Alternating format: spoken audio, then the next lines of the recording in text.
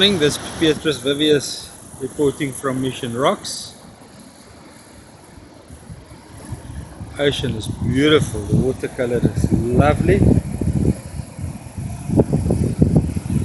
People not fishing today doesn't want to fish. You know the old story.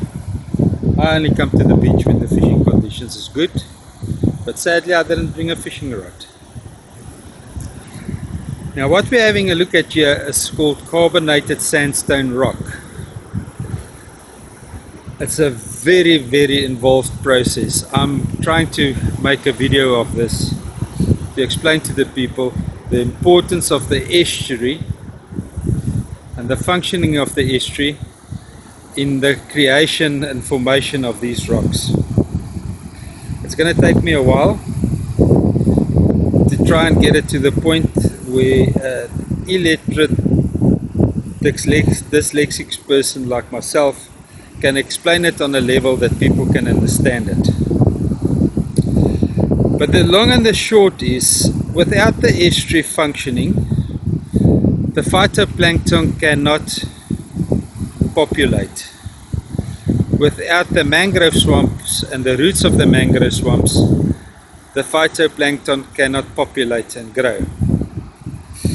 The high saline conditions of the estuary is needed because high salinity increases the carbon monoxide extraction from our atmosphere. And this is where that exact rock has been formed. From the lime that comes from the dying shellfish, the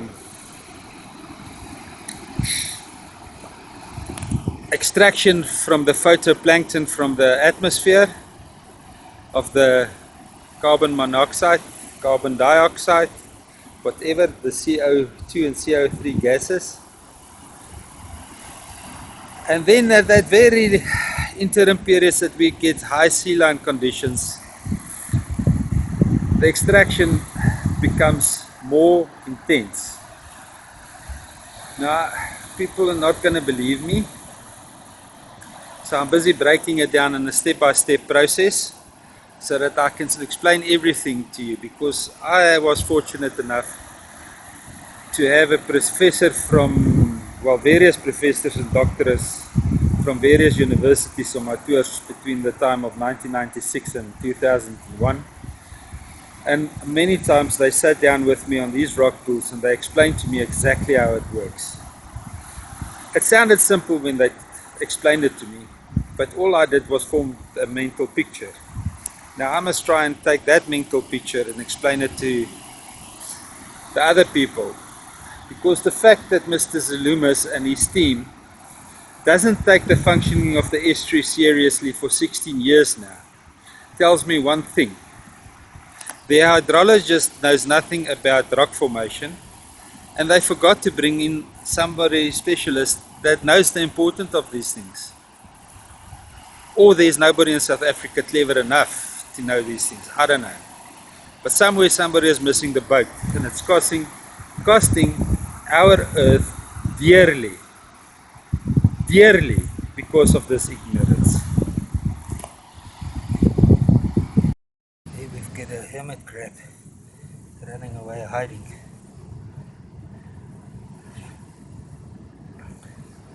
People, this is very much a refrain from taking unnecessary shelves off the beach.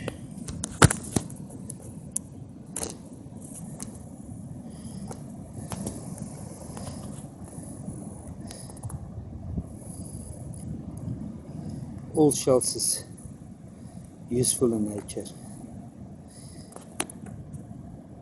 Whether it's the building of this carbonated sandstone rock or whether it's for the critters to live in. Damn, that guy went to sleep. I'm going to pause a little bit. He's not going to come out for us soon. As I said in the beginning of the video, this is a hermit crab living in a shelf. Please don't remove shelves from the beach. These critters really need them to make their home and stay safe. They don't have a real exoskeleton to protect them. He's peeking his eyes out to see what is going on. I think if I sit still enough, I might entice him to move a little bit more. I must really go and read up on them and find out how can he live so long out of the water.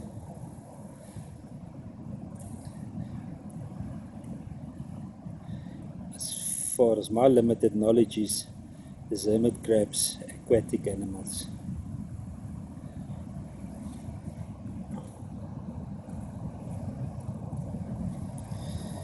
Here's a little bit better zoom of him. He's going to start to move again. Put his front legs out. There he's going. Now this you can see at Mission Rocks. He's going to put himself in that hole so that the shell that he carries with him is his protection from behind. And this is now when we come along and think that it's an empty shelf, we pick it up and we disturb him from his natural habitat. That's me on hermit crabs. What we've got here is what we call a hotnosvygie in Afrikaans. I don't know the English word for it, can't remember it right now. A very robust plant that can grow in severe conditions. And the only medicine that I know that works 100% against blue bottle stings. You just take one, you squeeze the sap out of it and you put it on top of the blue bottle sting. It's from the aloe family. Very few people should be allergic to it, if any. And it works ideal for blue bottle stings. So yeah, you can find them here at Mission Rocks or on the coastal dunes back at St Lucia or at Cape Vidal. They're all over.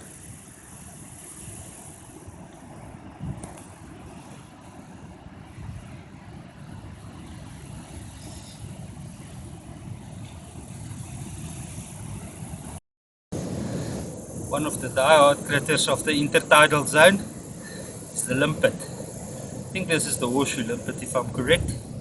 They're edible raw or cooked.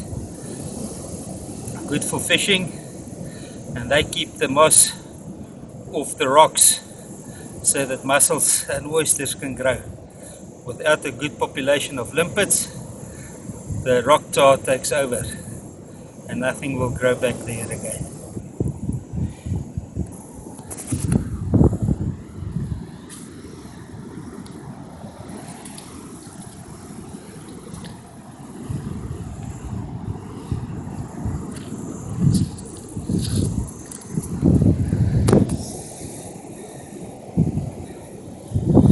Typical rock pool of the intertidal zone. You won't find much fish here, but a couple of species of blennies, crabs, and some small tropical reef fish that I can't take photos with the phone camera right now because of the glare in the water.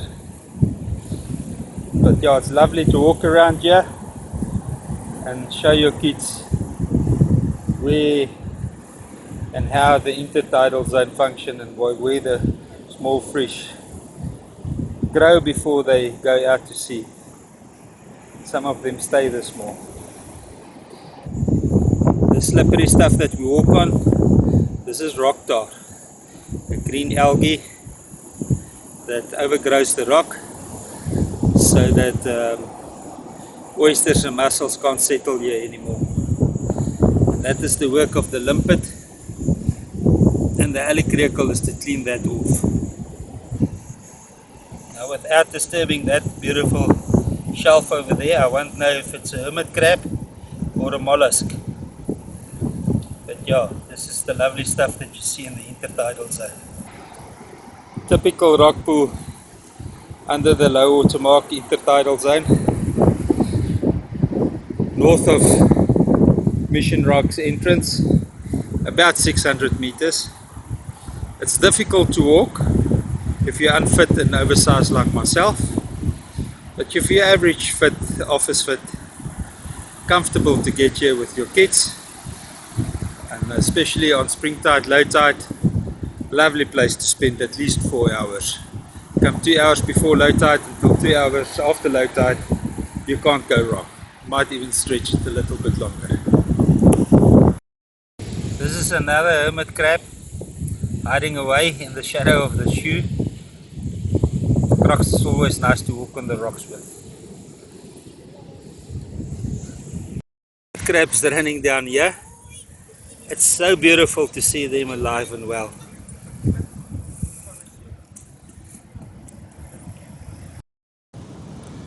This is the grandfather of hermit crabs occupying the shelf of a alekrekel. What is it in English?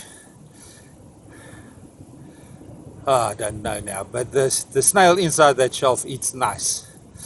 But the hermit crab has now taken occupation of that shelf. Another one occupying a different type of shelf. They're just full on today. What a beautiful experience. View of Mission Rock's wave cut platform carbonated sandstone rock formation. We're on our way back towards the vehicle. That is the little beach, about 600 to 800 meters from the entrance. Absolutely worthwhile to visit over spring tide, low tide. You can come 3 hours before, you can spend up until 3 hours after. Absolutely worthwhile. The majestic course that nature takes. A forest giant landed up high above behind the rocks, and that rock just standing there like it's been dumped in from the sky. Actually, what I believe what happened here is back in the 1940s somewhere, 30s, there was a massive earthquake that did hit this beach area and broke these rocks up further. Probably not the first quake, but yeah. Then with high seas and storms, the rocks gets pushed around, but the ocean recedes. No, it doesn't. Yeah, the ocean did recede over the last 20,000 years. Sorry. And 65 million years ago, we're standing where the ocean seabed used to be. Let me rephrase that in correct English. 65,000 years, 65 million years ago, the ocean bed used to be here. 20,000 years ago, 25,000 years ago, these sand dunes hasn't been formed yet. Majestic on the eastern shores of Lake St Lucia. Catalina Bay is just behind us. Well, we're a little bit more north of Catalina Bay, I think, or we're just south of it. We'll see now. I just can't remember all the landmarks. I have to visit all the view sites and update myself. 17 years is a long time.